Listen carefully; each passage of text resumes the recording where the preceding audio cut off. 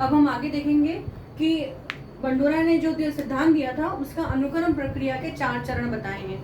ये इम्पोर्टेंट है। ये 4 चरण कौन कौन से हैं, यानी कि कह लें कि हम बंडूरा, अल्बर्ट बंडूरा का जो सामाजिक अधिगम का सिद्धांत है, इसके 4 चरण कौन कौन से हैं। सबसे पहला चरण है अवधान। जैसे मैंने पहले भी आपको अधिगम प्रक्रिया में सिखाया था कि सामाजिक अधिगम प्रक्रिया में सबसे पहले वो अटेंशन देते हैं, उन्हें क्या सीखना है क्या नहीं सीखना है वह अटेंशन के द्वारा सीखते हैं।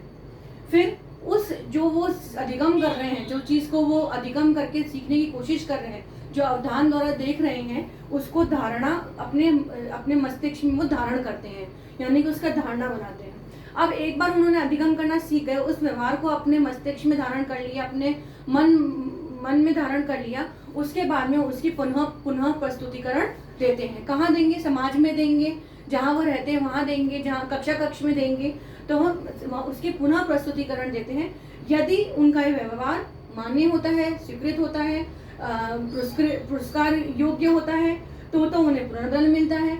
यदि वह व्यवहार अमान्य होता है, स्वीकृत योग्य नहीं होता है, तो यहाँ उनको नकारात्मक पुनर्बलन मिलता है। ये वैसा ही है जैसे सामाजिक अधिगम के बारे में सीखा था कि भाई हम किस तरह से सामाजिक अधिगम करेंगे। तो इसमें 4 चरण जो होते हैं, वो पहला है अवधान, यानी कि अटेंशन द्वारा सीखना। दूसरा है धारणा, यानी कि मानसिक, जो आपने सीखा है वो प्रक्रियाओं को धारण करना, मानसिक रूप से धारण करना।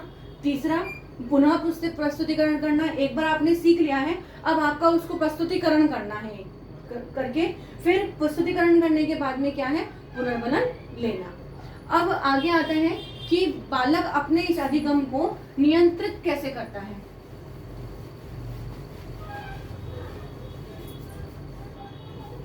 बालक इस अधिगम को किस प्रकार से नियंत्रित करता है, तो वह ये अगर पूछने में आता है कि अधिगम को किस प्रकार से नियंत्रित करता है, अधिगम को किस प्रकार से प्रस्तुत करता है, तो यहाँ बालक यह स्वनियंत्रण द्वारा, स्व निर्देशित द्वारा,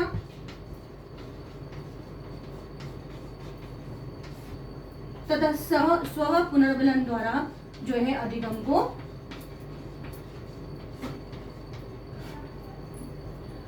को अपने कंट्रोल करता है, अधिगम को प्रेक्षित करता है। जैसे कि स्वनियंत्रण द्वारा, यहाँ स्व मतलब यह है कि बालक जो व्यवहार दिखा रहा है वो उसको खुद ही जानना है कि ये मान्य है या नहीं है। जब वो ऐसा व्यवहार दिखाएगा और उसको खुद ही पुनर्बलन समाज से मिलने लगेगा, तो उसको पता चलने लगेगा कि भाई ये मेरा व्यवहार जो है वह समाज के अनुरूप ही है, समाज के प्राणी होते हुए समाज के अनुरूप ही वो कार्य कर रहा है। तो यहाँ पे बालक स्वनियंत्रण, उसे कितना अपने आप को, कितना उसको अधिगम करने के बाद में कितना उसको व्यवहार दिखाना है, किस प्रकार का व्यवहार दिखाना है, किस प्रकार से उसको अपने आप को प्रस्तुत करना है, तो ये स्वयं का नियंत्रण होता है। फिर स्व निर्देशित करना, कहाँ उसको किस प्रकार से अपने जो करेक्टर है उसको प्रस्तुत करना, अपने आप को किस प्रकार से वो प्रस्तुत करे, कितना उसको समाज में किस प्रकार की प्रतिष्ठा हासिल करनी है, किस प्रकार की छवि बनानी है, वो स्वयं को निर्देशित करता है। और ये बात सही भी है कि हम जो है घर में जो है थोड़ा सा अलग व्यवहार करते हैं और समाज में जब हम रहते हैं तो थोड़ा सा अलग व्यवहार होता है।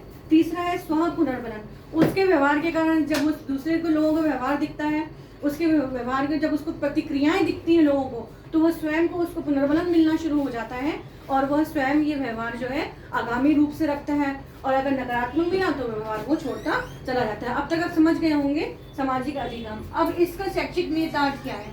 इसका शैक्षिक निहितार्थ यही है कि हमें बालक के सामने ऐसा व्यवहार प्रस्तुत करना चाहिए जो कि वो समाज के मान्य भी हो, हम एक आइडियल बन सके।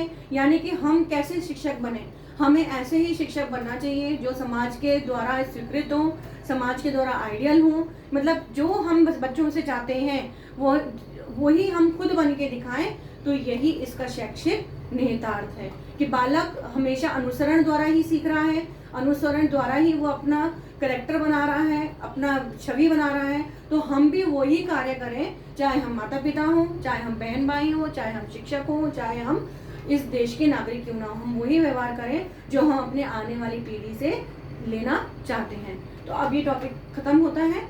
अब आप ये इस टॉपिक को एक बार बुक में पढ़िए और आगामी हमारा टॉपिक रहेगा अधिगम का स्थानांतरण। Thank you.